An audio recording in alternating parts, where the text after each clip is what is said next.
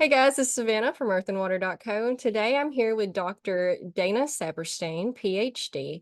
We're going to talk about hypnotherapy, which is something that I've dabbled in a little bit. I have a friend who became certified in hypnotherapy a couple of years ago, and she credited me for some reason. Well, I sent her the information. I was like, "Hey, look what I found." And she went from there and got her certification, which means that she gave me the honor of being her guinea pig while she was in school. So Oh, that's the background that I have with it. So I've done a few sessions and we've tried to cover anxiety stuff and pain relief stuff and the personal purpose type stuff. There's a whole world of things that you can do with hypnotherapy. that's definitely true. How did you get started on all of this? Was this something that you always wanted to go into? Well, I'm a clinical psychologist by training, and maybe 5 years into my practice. When my father was alive, he was always quite overweight and always trying to figure out a way to lose weight.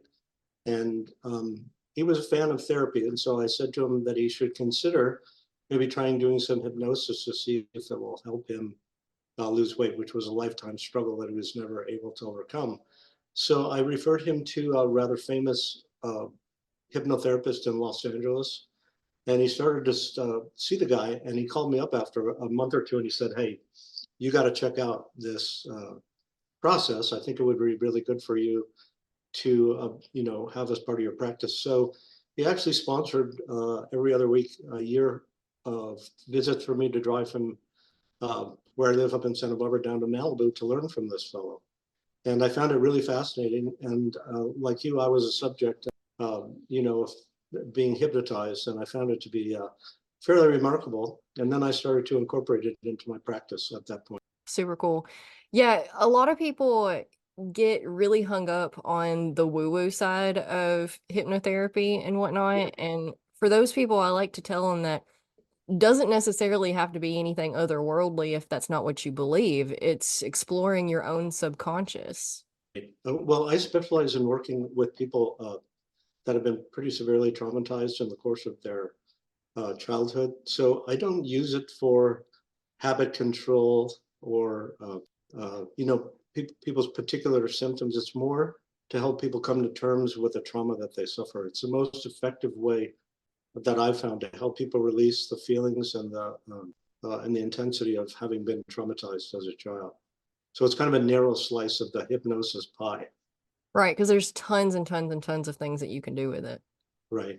Well, when I first got started, it was quite controversial because people were believing that the therapists were implanting false memories in people, and so it got a pretty bad name. And some people were using hypnosis as a tool to win custody of their children in divorces by claiming that under hypnosis they remembered their own abuse or their children's abuse or whatever it might be. So it kind of got shelved professionally for a while, not by me, but by most other people. So in my community, I'm one of the few people that actually uses hypnotherapy for trauma. Most people do now. They do EMDR. I don't know if you're familiar with that process, but I stuck with hypnosis because I've done it for a million years, and I find it to be really effective. Yeah, my friend who does it, she's probably one of two or three in our entire geographic area. Right. What I try to help people understand is that when you're being traumatized, you go into an altered state just to cope with the trauma. And it's an automatic process that we all go through when we're having to deal with something that's beyond our ability to handle. So hypnosis is like a deliberate recreation of the electrical chemical state that you go into when you're coping with trauma. And I've developed ways to help people actually connect with the feelings associated with those experiences, because when you're being traumatized, you don't feel what's happening. You're too busy surviving what's taking place. So the reason that people get post-traumatic stress is because the feelings associated with the trauma get buried inside of their body. So part of my job is to help people connect with those feelings and then release them from their body so that the trauma is no longer referenced in their lives. It's quite effective. That's Not beautiful. always fun, Yeah, especially the stuff that I deal with people. I could imagine so. A lot of people shy away from trauma work. Like Well, so much so that they go out of their way to be like, oh, I'm a therapist or I'm a counselor or I'm a hypnotherapist or I'm an insert whatever they are. And I right. help people with this and that and that. I don't touch trauma. Like they put that in their pitch. That's the opposite of me. I specialize in it and I love it. I love working with people because I'm not overwhelmed by people's pain or their experiences. You know, I feel a little bit sad when people describe the worst things that you could ever imagine happening to a child, but I feel like I was sort of born to be a trauma specialist. And so I take it as a compliment when people feel comfortable enough to bare their soul in my presence. And when I go to Costco, they always say to me, "Oh, it's Dr. Kleenex," because I got more Kleenex than you could ever imagine. Because, you know, part of dealing with trauma is crying intensely. So, Sure. um, and I've done a lot of hypnosis on myself also.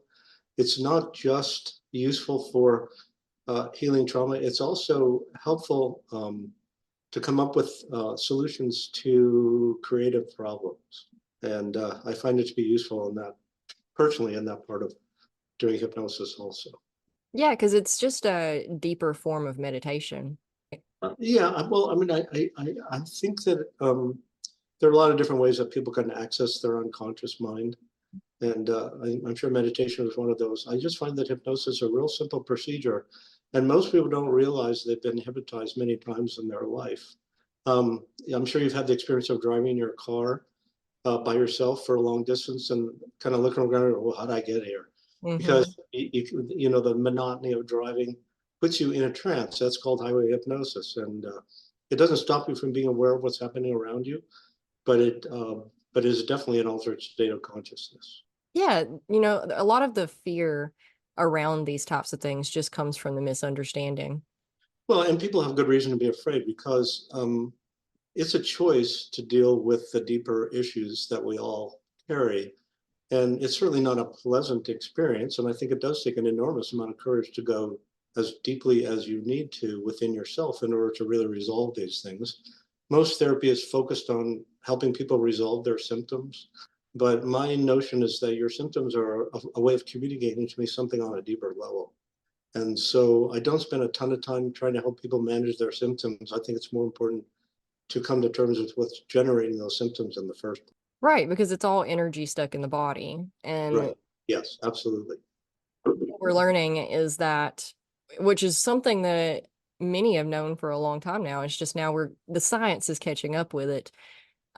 Most all pain or illness or disease or whatever ailments causing problems in your life, not only physically and mentally, but also like financially and professionally. There's all sorts of things. Most of them are deeply rooted as emotions from situations that happened. I agree. I couldn't agree with you more. We're on the same page as far as that goes. I think that some statistics are important for people to sort of understand. Based on my experience, about 7 out of 10 women and about 6 out of 10 men experience some kind of sexual contact as a child. So that's a really horrible thing to think about. And that's just the sexual part of things. There's also tons of physical abuse and emotional abuse and a lot of neglect. Lots of people suffer from emotional neglect, and hypnosis works in resolving most of those traumas. Yeah, and it is uncomfortable because in order to resolve them, you have to bring them to the surface, and Yes, they hurt on the surface. that's for sure. A lot of people, when they do hypnosis, they have a little bit of skepticism about what they remember, whether it's real or not, because the experiences can be very vivid and really overwhelming in the moment. Um, but sometimes things come up that people don't consciously remember, Mhm. and that can be buried inside your body for a long time. I was molested as a 4 year old, and I was threatened with death when I in the environment that I was in, and I buried that trauma until I was in my 30s. And hypnosis was part of what helped me remember that that happened to me, and it stayed in my body for 30 years without me having any awareness at all. And this was having tons. I had tons of therapy, but never it never came sort of to light that there could be sexual abuse in my background. So sometimes surprising things do happen. Yeah. Yeah, you have to dig deep in there sometimes. How do we differentiate between like can false memories come up? Well, what I ask people to consider is that the content of what it is you remember may not be 100% accurate, but your feelings associated with those memories are way more important than the actual visual memories that you get. Because people do experience some strange phenomenon. Like I was doing hypnosis with a fellow for the first time the other day, and he said, I feel like I'm floating, and then my arms are really big. And obviously that wasn't happening, but that was his perception of what was happening with his body.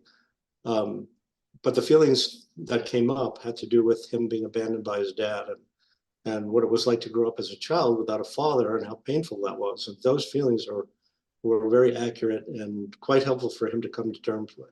So that's just kind of an example. Do you do any past life regression?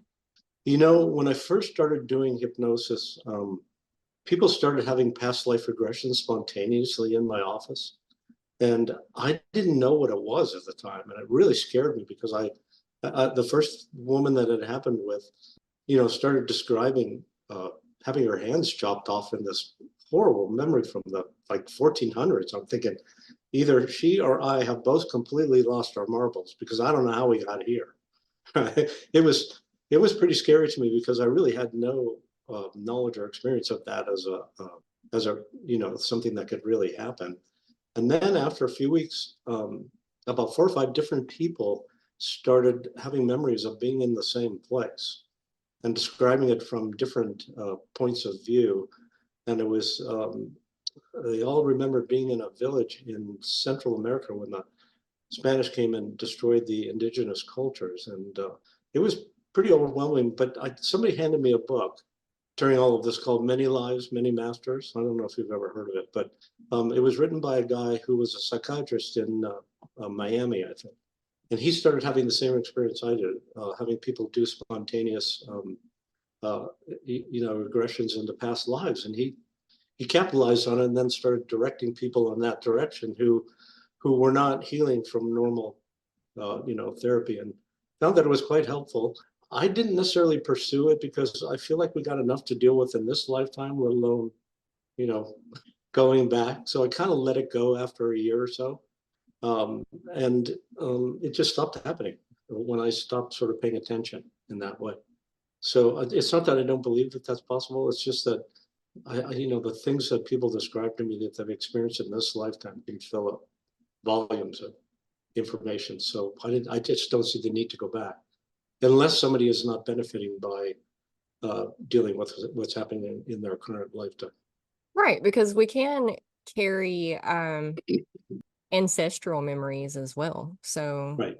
that epigenetics, and it things that happen to our grandparents can affect us now biologically and mentally. And I do think there is genetic memory that we carry from one generation to the next.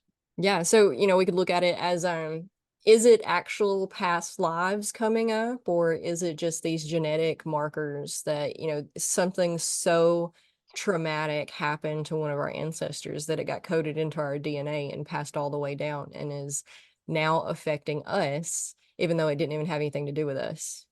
I know that that's possible, but I will tell you, Savannah, that most of the people that come to see me, they know what I specialize in, and they bring in enough trauma from their current life that there's not often a need to go any further than that in order for them to heal. That is absolutely true. We have done enough in this day and age to traumatize every single one of us. That's for sure. And I've had my own experience of trauma, so I can understand what it takes, to get to it and to heal it. Um, I see you have all of these things that you can help with: addiction, anxiety, depression, death. All of that stems from the same thing, though. It's trauma. I believe that that's true. I absolutely agree with you. It's just that some people call me specifically to like stop smoking or, some other habit like that. And I just don't have any particular interest in, um, using hypnosis in that way. Plus, I'm busier than you could ever imagine. And so I just like keep doing the stuff that I like. Yeah, So well, go ahead. no, please. I was gonna say when you get really into this stuff, you find the patterns in it and it becomes simpler. So whereas the general population sees them as all separate problems, you Right. know, the underlying, it's always the same. Well, and the other thing that I know this is a bit off the subject that you're describing, but most people's knowledge of hypnosis comes from movies and stage shows. Hmm. And, we all know that everything is exaggerated in the media, obviously. So, and the stage shows, in my mind, are actually quite dangerous because the people that are most susceptible to stage hypnosis are the ones that carry the most trauma Hmm. because they have learned how to change their consciousness at will in order to survive.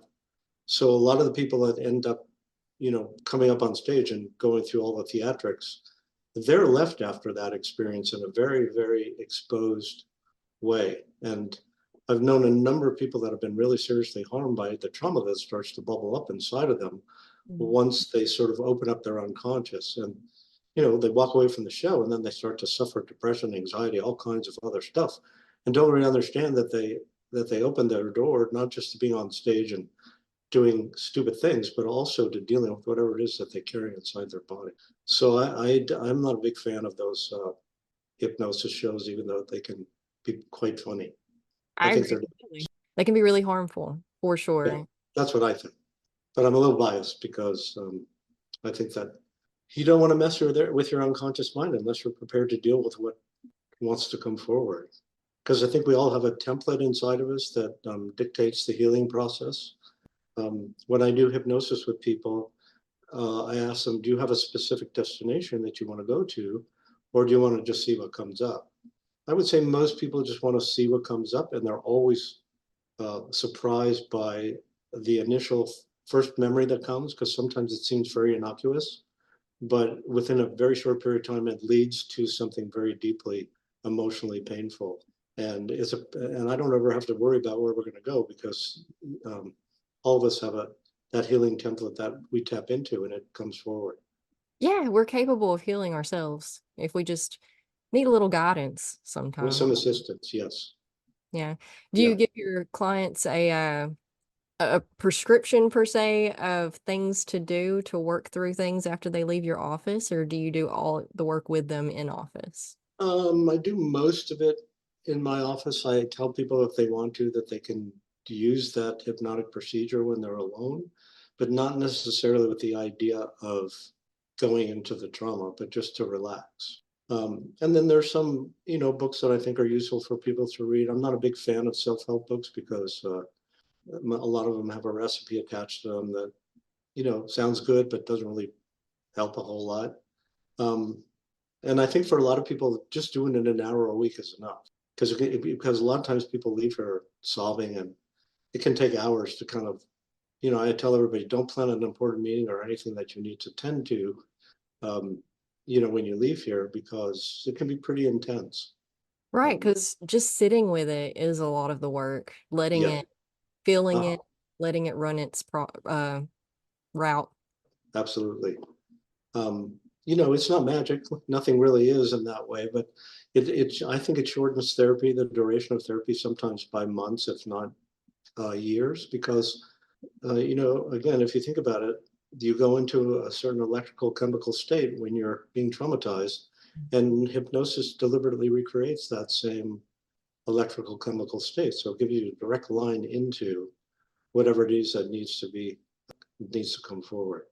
Yeah. From there, it's usually just about surrendering to it and accepting it, um, integrating it. the worst experience, people ask me, well, what's the worst thing that's ever happened? And there was one time when a woman, we were just going to start doing hypnosis, and as soon as she closed her eyes, she had a panic attack. Now, that wasn't from the hypnosis, that was from the anticipation of what might come up, and what she was overwhelmed with was memories of being sexually abused by her father that she didn't even know happened. And all she had to do was just sort of entertain the idea that we were going to go there. And all of this stuff came forward. And after a few minutes, she was able to relax, and we were able to continue the visit. But most of the time, the more a person does it, the more comfortable they come with it. And some people, I do it every time they come in. Other people, it's every other time. Some people just every once in a while. I always leave it up to my clients to decide how much time they want to spend doing hypnosis. Yeah, I found that a lot of times to get through things and get to the other side of them, because you have to it's the process Yeah, of the processing. And you start it out, you drudge it all up. Most of the time, what you need most is the safe place and support of another individual, especially one that you respect and trust. well, if you think about it, Savannah, I think that everything that happens to us or the neglect that we suffer is always at the hands of another. And so I figure that healing kind of balances things out because it happens in the hands of another person. Yeah, So, that may be a self-serving philosophy, but I believe it because I think it's so much easier to have courage if you don't feel like you're alone, especially in the face of things that happen that are kind of unspeakable. you're right though. You're exactly right. So many of us, I would even go as far to say the vast majority of us have enormous trust issues because our trust was betrayed as a child by Right, someone who wasn't supposed to be, who was supposed to be a safe place for us. right, right. Absolutely true. Yeah, there's no shortage of people that have been betrayed as children. That's for sure. Yeah. Sometimes purposefully, and other times just out of ignorance. Yeah, absolutely. And that's something that I talk about a lot because people want to get it. People have a really hard time with the word forgiveness, Right, because it makes it sound like we're saying what they did. We're making excuses for the person that did wrong. right, And we're not, in the most circumstances, definitely not all, there are people who just choose really wrong things to do to people. But in most situations, everybody's doing the best that they have with the knowledge and experience and resources that they have. And right, they don't mean to hurt you or neglect you. right. It just happens. Yeah, it just happens. That's true. You're absolutely right about that. Well, I would say half and half. Some parents are actually not good Sure. people, obviously, and they Absolutely. and they cause great harm. Um, but a lot of times, it's not purposeful, especially with neglect, because I don't think a lot of parents really understand how to be present to themselves, let alone their children. Yeah. I mean, even with the bad ones, though, more often than not, they themselves were traumatized. And Oh, you without feel a the doubt. same way. Yeah, when I think about my own parents and what they went through, they were so ill-equipped to be parents. It's ridiculous. Hmm. And yet, they chose to become parents, and they did a fairly terrible job. um, I was lucky that my parents, in the late '60s, therapy became available, sort of in a less negative way in terms of being in an asylum or whatever it was. There was a lot of therapists in the Los Angeles area, so my parents actually realized that it was something that might benefit them. So they started therapy at a pretty early time in their lives, which is pretty amazing to me because they were a disaster. They were a mess. That is amazing because even in, the 90s, I remember people talking down about therapy and Right, saying that right. therapy is for crazy people or people that are not right in the head and Yeah. all sorts. This was in the late '60s, actually, to tell you the truth. Like, Right. So it's huge that they did that. yeah, yeah. It helped them to a degree. They ended up getting a divorce, and my dad started a new family with somebody else. So I actually have a half brother who's my children's age. Um, but what they recognized more than anything was that their son, me, was miserable, and so they said, maybe you should consider talking to somebody. And it was pretty much of a miracle for me. That's beautiful though that they even noticed. Oh, it was hard not to notice. When you got a 16 or 17-year-old this high every second of their life and really miserable, even as blind as they could have been, I think they noticed. It was I hard to see some because people I'm sorry, go ahead. I was gonna say some notice but don't want to notice, so they pretend they don't. Well, that's true. Yeah. I mean, I'm lucky my parents actually, despite the fact that they were a disaster, they did care about their children. That's for sure. So I mean, the mentor that I had when I moved to Santa Barbara to finish college, I found a therapist here and I spent about a decade um, in really intense therapy. And he's the one that actually could convince me to become a therapist. And he had a really strong connection to, working with your unconscious. And he did a certain type of hypnosis that wasn't formal, but it was, it was a way of telling stories to help me relax to a place where he could then, help me get to a place where I could stand the intensity of the stuff that I had to come to terms with. Right. Because that's important. You have to be able to go there in the first place. Absolutely. Even calling you up and scheduling an appointment takes a whole lot of getting to that place of readiness. That's true. I'm a very fortunate man in that the people I see are incredibly lovely people, and very motivated to heal. So it gives me a lot of inspiration and a lot of hope, because mostly what we're exposed to in our world is, all the negativity and all the fear and and people that are all doing all the bad things. And my life is filled with people that are working really hard to be good people and to heal. And some of that is geographic. I live in what's now been determined the fourth most expensive city in the world, uh, which is really crazy. I don't like it, but it means that there are tons of people that have like more money than you could ever imagine. Mm-hmm. So it's easy for them to afford to go to therapy, and that's a good thing. It Yeah. helps. It helps me become an elitist therapist. Actually, I probably shouldn't say that out loud, but I don't take insurance and I don't deal with most of the stuff that people have to in other communities because there's so much wealth. But the wealth brings people who are really motivated to be better people. And a lot of times I see people after they've sold, a company for millions of dollars, and then they want to spend their lives being of service after that. And that's really inspiring to me, because it's nice that instead of just wanting to accumulate more money, they actually want to help other people. And a Yeah. lot of, I'm sorry, go ahead. I want to let you talk as much as you want to talk. Well, a lot of these people have done hypnosis with me because, most people that come to see me know what to expect because they've been told by friends and family. Because I would say 98% of the referrals come from satisfied customers referring their friends and family. So they kind of have an idea of what to expect when they walk in the door. And people tease me. One person the other day said, you're an elbow therapist. I said, what the heck is that? And she said, well, when you get a massage and they use your elbow to try to break up some of the, seeing you is kind of like seeing an elbow massage therapist, because I don't mess around. I want to help people get to where I'm sorry, Okay. to where they need to go. Yeah. Yeah. I'm glad that you covered that, how so many people that sell their companies for millions of dollars and then will turn around and want to help people, because that's Uh-huh. a big misconception about the rich, is that they're all stuck up and self-centered and think about nobody else. But just in doing the energy work and the studying vibration and frequency and all of that I do, I know that sure you can totally get there being a terrible person, Yeah. and many have. But also, especially when you start at the bottom and work your way up to the top, you have to Yes. have a good heart, because uh money rewards those who help others. Yeah. Value follows Money follows value. That's what the quote is, right? Money follows value. Uh-huh. Well, I'm amazed at how kind-hearted people can become once they don't have to worry about their security anymore.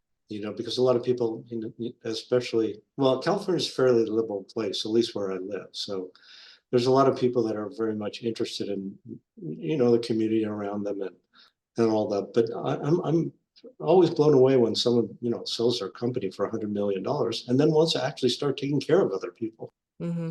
because they've been so self-centered most of their life in order to get to that level of success. Um, so it gives me hope in the face of a lot of stuff that is kind of scary these days. Yeah, because it generally is are you familiar with the chakra system? Uh-huh. Yeah. Sure. Okay, Yeah. so it generally is stuff like that, has a lot of deep-rooted trauma in the root chakra, and that's why they work so hard, is because they Yes. come from a place of insecurity and the need to restabilize that. Well, and because I have suffered every kind of uh, trauma that you could imagine, and then some you probably wouldn't want to, rather than, except maybe physical abuse, I'm really familiar with what it feels like to live with trauma and what it takes in order to heal. And that makes a really big difference because my reference point doesn't come from books and school. It comes from personal experience. And I think that that is very reassuring to people that um, feel ashamed of themselves. Because, I mean, find me one person who doesn't believe they deserve whatever it is that happened. Because that's just the way all children are. They, including myself, I believe that whatever had happened, I caused it or did something to cause it. And, I tell people all the time, a lot of times it's like those people that now that we have DNA testing who claim to be innocent and they're in jail. And all of a Mhm. sudden we realize every once in a while somebody actually is innocent. And Mhm. all this time they've been punished and blamed for something that they had nothing to do with. And I think that has a lot in common with people that have been traumatized. They blame themselves, they develop all kinds of feelings of self loathing. And because, these things happen usually by caretakers.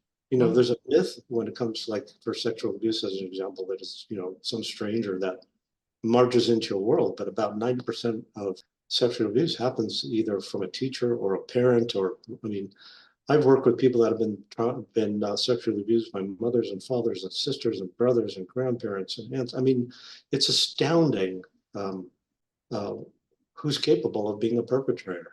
Mhm. And there used to be a myth that it was only men, but I can tell you that's probably, at least with the people I see, 2/3 happens with men committing the perpetrator, but at least a third or more women. And that's kind of shocking to a lot of people that they could be sexually abused by a grandmother or an aunt or teacher or whatever. But I just know it's real, so I do the best I can to help people come to terms with it. I have my own podcast, and I just I recorded an episode last week about how we learn to lie to ourselves, Mhm. because I think that when you're traumatized or you are neglected, you start your life lying to yourself about your lack of value and whose fault it is that um, you're suffering as much as you have. So I do the best I can to show people that as an old guy, because I'm 68, that it's possible to actually talk about things that are real, and that it's really important not to walk around feeling ashamed of the things that happened to you because it's not your fault. And the other thing I think is really important is that you're not your trauma. It does not have to define who you are as a person, because a lot of people believe that when they suffer these kinds of traumas, that it's because of who they are and that they deserved it. So part of the healing process, and especially in doing hypnosis, is really being able to recognize that when you're being traumatized, you're being poisoned by the other person, and that you take that energy into your body and then you start to mistake it for your own. Because when you're like a sexual abuse, as an example, it's like being slimed by someone, and the energy comes into your body, and really it creates a feeling of self-hate and kind of dirtiness that doesn't belong to you. But because it's been there for so long, you begin to mistake it for being your own. And so I think that hypnotherapy really helps people recognize that the poison is not theirs, and they can release it and let it go back to the person that harmed them. And that makes a very big difference in helping people heal and forgive themselves, and hopefully at some point, if they can, forgive the person that caused them harm. Yeah. There's a lot of misconceptions about trauma because, not only the women perpetrators not being a thing, but uh, a lot of victims get blamed Oh, openly. absolutely. Yep. I Yeah. have heard the worst things that a parent could ever utter to a child. It's just so beyond me that, sorry. uh, um, I was working with a woman last year whose father started raping her when she was 2. And the mom stayed with the dad, even though she knew that her husband was raping her 2 daughters. And now they're all adults. And the mom keeps saying to the daughter, "Why don't you come home? He doesn't do it anymore." She's still living with, and she still really believes that the daughter's the problem for not forgiving her father, who's never taken responsibility. And I just think to myself, how do you sleep in the same bed with a man that raped your children? Hmm. And then try to convince your daughter that she's the one that's a problem. Hmm. And again, these are not like uh, they're not stupid people. They're not like living in a trailer park somewhere, uneducated. I'm talking about people that are really, in a lot of ways, very well educated and successful, but are just incredibly ignorant, I guess, in their own psychology. Ignorance the best word we can find, isn't it? It's Well, it's the best one I can come up with because I'm astounded that people that are so well educated be so evil in their relationship with their children. Because somebody asked me the other day, how many parents, I've been in practice about 35 years, have come into your office with their children begging forgiveness for the things that they did to their children? And I would ask you, take a guess how many in probably thousands of people I've seen over the course of time. I'd say none. Well, I'm really glad to say to you that you're wrong, but not by much. Probably, it's probably maybe a dozen or so. I mean, luckily, every once in a while, somebody recognizes because they've had their own therapy or whatever it might be, that they have easily could have destroyed their children's lives and take responsibility for it. Um, I don't work with perpetrators, but I one time did with one woman. And the only reason I chose to work with her is because she was trying to figure out a way to get her children to understand how sorry she was and how bad she felt about herself for doing what she did to them. So that's why I agreed to work with her, because she was really, really desperate to find a way to be sorry and to make amends. But that is such a rare event, very rare event. Yeah, because admitting that they are responsible makes things worse before it makes things better, for sure. Oh, that's for sure. Yeah. I mean, it's so much easier for parents to blame the kids. When Mm. I told my mom that I got sexually abused when I remembered it, it happened in a hospital. I got dropped off as a 4.5-year-old to have surgery, and the orderly he sexually abused me. He told me that if I told anybody, he would kill me. And he was wheeling me into the operating room the next morning. And when they were putting me under anesthesia, I thought they were killing me. So I remember going under, screaming, "I won't tell, I won't tell." And so I erased that experience all the way till I was in my 30s. And when I remembered all of it because of hypnosis, I started to, talk to my mom and dad about it. And my mom, she wouldn't believe it. She said, "That could never have happened. I think you're making it up." And Mm-hmm. that was so painful for Mm-hmm. her to be unwilling to take responsibility. It wasn't her fault. I mean, back in those days, you did leave your kids in the hospital by themselves. They didn't encourage parents to stay with their kids. This was 1959. There were still dinosaurs walking around back then. So um, I didn't blame either of my parents. The only thing that was puzzling to me is that there had to be a difference in my energy pre and post that experience, right? I couldn't have been the same person when they picked me up from the hospital. Right. But unfortunately, my parents were so preoccupied that they didn't notice. Yeah. And unfortunately, my dad was a criminal, and so we had to flee. I was living in Canada, and we had to leave the country because he was going to go to jail. So most of the uh, energy was going into surviving and having my dad stay out of jail. Yeah. Which is the story for so many. Yeah, yeah. I'm sorry. I hope I'm not boring everybody with my story, No. but it does help for people to understand what you can heal. Yeah. That if you Absolutely. You have to share your own stories and your own experiences so that right, people can be like, oh, that's similar to mine. I wonder if he could help me. right, yes. Most therapists don't talk much about the things that happen to them, You're right. but I think it's useful for people to know that we are people, Yeah. and that what determines our ability to be a good therapist is not just our training, but our understanding of what it takes to heal. Right. Because a lot of times it's historically been seen as unprofessional to talk Yeah. about, which has led a lot of professionals to absolutely not even pretend that they have a life outside of the office. Well, I do a fair bit of marriage counseling, and I'll ask you another question that you probably already know the answer to, but I would ask you to wonder how many people have asked me whether I'm capable of being in a relationship, whether I'm married myself, and how long, and whether there's anything about my life on a personal level that would qualify me besides my license to be able, to help them in their relationship. Probably not many. Yeah. None. None. Oh my God. None. And That's a shame. I am stunned because I say to people, "Don't you have any questions?" In our first visit, and most people say no. And I said, "Well, don't you wonder? because I don't wear a wedding ring. I don't like rings, and luckily my wife doesn't care whether I wear a ring or not. But no, but so people don't know if I'm married or not, unless somebody's already told them. I mean, I don't know. I mean, but I'm shocked that nobody says, how many times you've been married and how long you've been married, and are you capable of actually conducting a healthy relationship? I'm really lucky because I can tell them I've only been married once for 45 years to the same person who I still love. So maybe that's a self-serving question because I get to brag about how much my wife and I, hopefully, I mean, I know how much I love her anyway. But why would you want to ask somebody to help you if you don't even know if they can do it themselves? But I guess most people are taught to believe that a therapist is not going to tell them anything about themselves, which I think is really harmful. Yeah. Because, as you probably know, half the therapists that are practicing are completely insane themselves, Oh man, I've been to a right? few.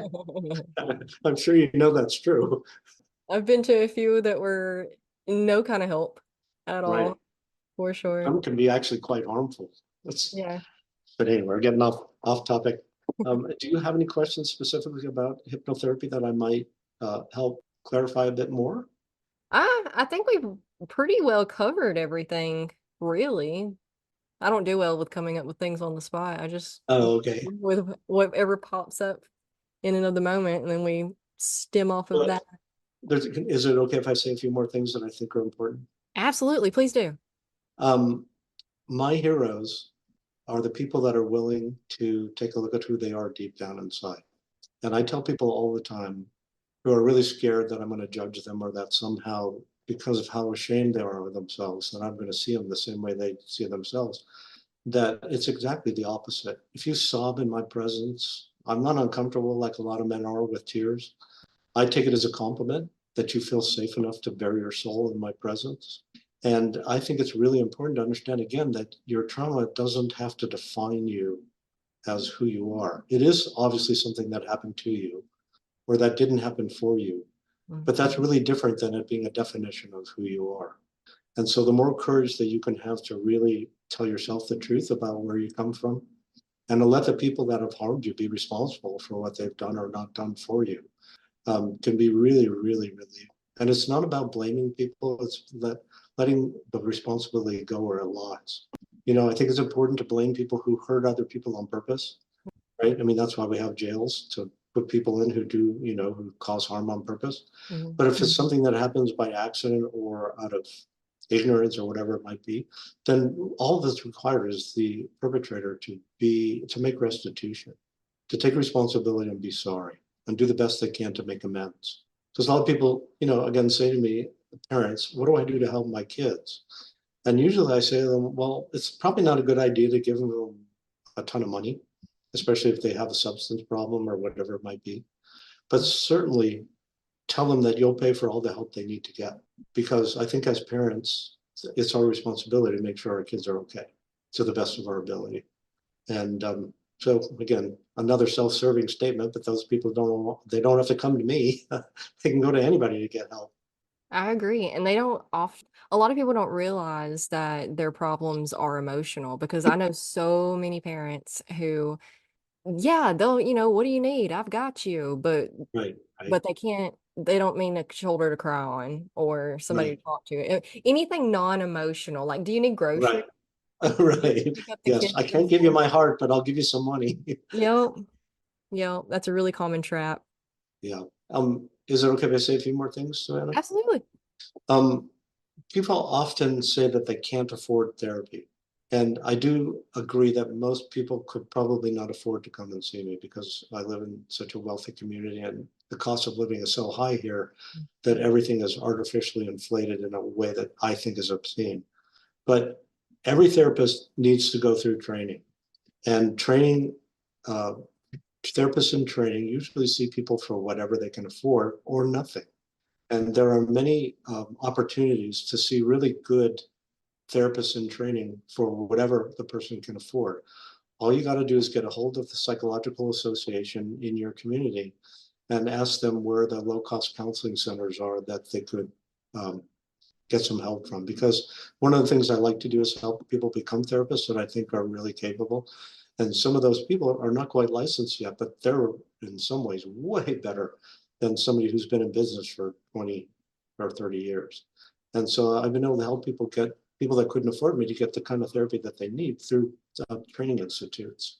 So I know it sounds a little bit scary to see somebody who's not been in practice forever, but what makes a good therapist in my mind is something that you're kind of born with. And that really what your training does is help you understand that you already know what you're doing and what you're capable of. So try not to use money as an excuse about why you can't get the help you need. Absolutely. So I think that's important. I try to help people understand that please don't claim poverty as an excuse. I understand not having money is a problem, but that doesn't mean you can't get help. Yeah, there's always resources out there and people who want to help. Yeah. I mean, weirdly enough, in Santa Barbara, there's like four or five therapy schools. And for a small town like this, it's pretty amazing how many people are training to become therapists. You'd be stunned. But it just happens to be one of those kind of places. Seek and you shall find, right? I guess so. Yeah. You just got to keep. Um, yeah. The other thing I think that I try to help people that really helps people heal is learning how to trust their intuition. I think that it's a very sacred part of who we are, our intuition. And it's hard sometimes for people to trust what they know because they have no proof other than what it feels like. And so part of what especially when you're doing hypnosis, to let yourself really trust the feelings that come up and understand that those feelings, you can't invent your feelings, right? I don't know anybody who can sort of control how they feel. You can control what you do about how you feel. Mostly the feelings are real, and what you decide to do with them is really what your brain is for. So I'm a little bit biased in that regard. I think our brains were given to us to decide what to do about how we feel instead of the other way around. Absolutely. So I think those are the things I consider to be really important. And it does take courage. I'm not trying to make it seem simple, just go do it, because you're not going to cry harder in the face of healing trauma in any other context except maybe losing somebody you love, Hmm. because that's all just part of the deal. And yeah, it's scary to let yourself go into the deep pain, but it's also so relieving if you allow yourself to go there. So It's worth it it takes on a lot of paper. courage. I think it's worth it, but I can talk about all the things that happened to me and didn't happen for me, and there's no emotional charge anymore. But Right. that's because I spent years coming to terms with it. Because that's what you have to do. You have to get comfortable with it. Yeah. Yeah. Um, and I don't think that therapy is a science. I think it's an art. Yes. I agree completely. And I think a lot of the wanting to make it evidence-based and like a cookbook that you apply to somebody's life, I think it causes actually more damage than good. Hmm. Because I think most of the techniques and most of the cookbooks are designed to help therapists feel comfortable in the face of really uncomfortable situations. How's that going to help your client Hmm. if you provide them a recipe and they don't follow the recipe and it doesn't help? Then you can just blame your client for not getting, in quotes, better. Hmm. So make sure whoever you see, if you decide to see a therapist, it's okay to ask them how much therapy they've had themselves. Because if they say maybe a little bit, then you're in the wrong place. I agree because we all have things to work on. Yeah. And I remember when I finally had the memories of being sexually abused, how many people, because I'd been in business for about 5 or 6 years before then, how many people I overlooked symptoms that they were showing me about the possibility that they could have been sexually abused that I couldn't see because I didn't come to terms with my own trauma. And I had no idea that I was blind. Hmm. So that's another thing that's important, is to make sure that whoever you see has enough experience that uh, they're not going to miss something that's really important. Absolutely. Well, thank you so much for sharing all of this with us. No, you're very kind. I really appreciate it. Is it okay if I talk a bit about my podcast before we go? Please do. I was going to ask. Okay. Um, I started a podcast a couple of years ago because I have a really strong need to help people. And right now I'm only seeing about 20 people a week in my practice, and I don't want to work any harder than that on an individual level. So I decided to do a podcast for a couple of reasons. One, because I wanted, as I talked about before, show that old guys can actually talk about things that are meaningful and important. We're not all sort of, shut down. And the podcast is called Fear Me Out. It's kind of a play on words. And about I've put out about 110 episodes. I would say probably 90 of those episodes are trauma survivors coming and talking about what their journey has been to healing. They're incredibly inspirational. It's been an amazing experience to interview people who are willing to be candid about what it has taken them to get to a place of healing.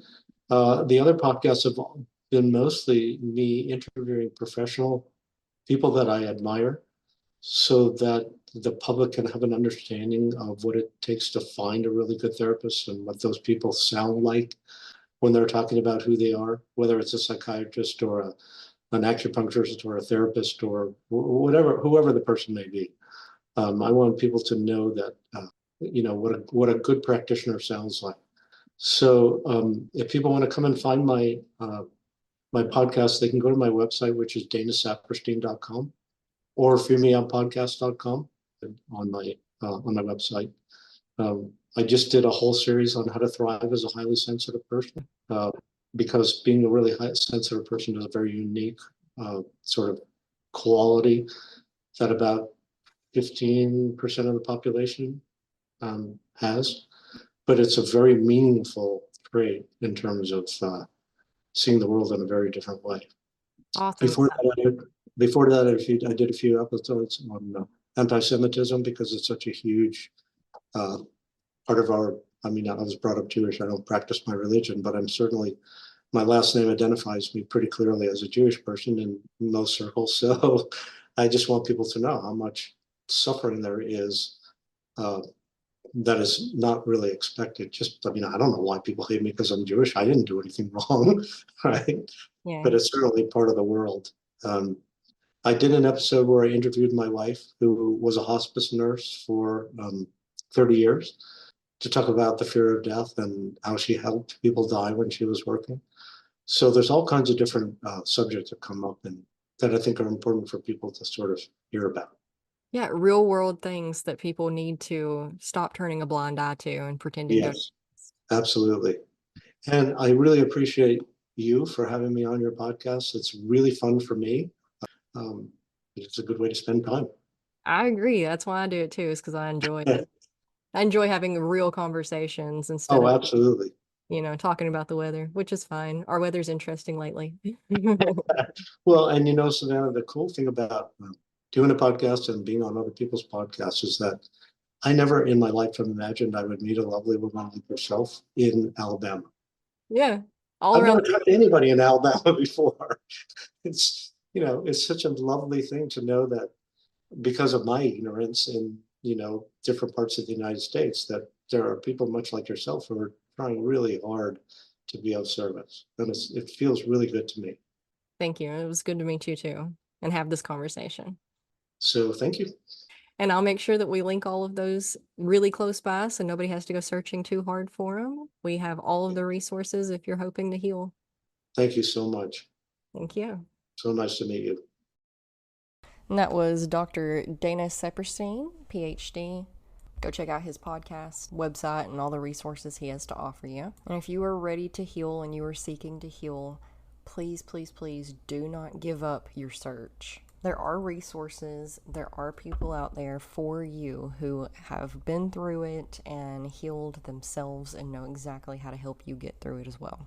They're not always easy to find, and that's why you have to just keep looking. You're probably going to find a whole host of people who are not right for you before you're able to find somebody who is. And that's just unfortunately the reality of it. But the more we talk about all this and the more we go through it all, it does get easier. So it is getting better. Don't lose hope. Reach out to anyone and everyone who will listen to you, which unfortunately for so many of us is not anyone in our personal lives. Try not to hate these people too much. They mean well, they just don't know how to help. And unfortunately, the vast majority of them are also traumatized by something or another and just not ready to address it yet.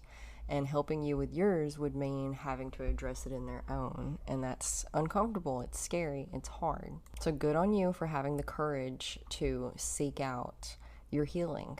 because it's going to take a lot of courage, but you can do it. You're capable. And thank God we have the internet now, so we can connect with a whole lot more people than we used to be able to. I'm sure there's whole communities of people going through exactly what you're going through. You just have to go looking for them, okay? Quick Google search, Facebook groups, there's all sorts of things. Community resource centers in your area, so don't give up. I love you so much. I'll see you next week. Let me know if I can help. Namaste.